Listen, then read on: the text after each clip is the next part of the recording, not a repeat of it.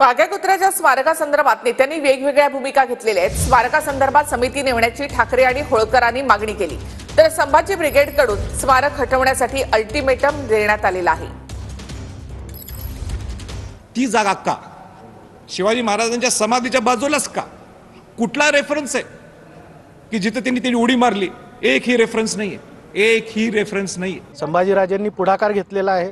सरकार त्यांना कुठल्या प्रकारचा प्रतिसाद देतं किंवा त्यांच्या मागणीला किती गांभीर्याने घेतं हे आम्ही मराठा जोडो अभियान संपेपर्यंत बघू। तोपर्यंत काढला नाही तर नंतर संभाजी ब्रिगेडच्या वतीने तो पुतळा निश्चितपणे काढला जाईल। ते वाघ्या कुत्र्याच्या नावावरती ते चाललंय, ते संभाजीराजे भोसले जे बोलतायत ते चूक आहे, परंतु ती कथा सत्य आहे की वाघ्या कुत्र्यांनी चितेत उडी घेतली, त्याचं स्मारक म्हणून ते केले। ही कथा तुकोजीराजे होळकरांचा अपमान करणारी आहे ॲक्च्युली।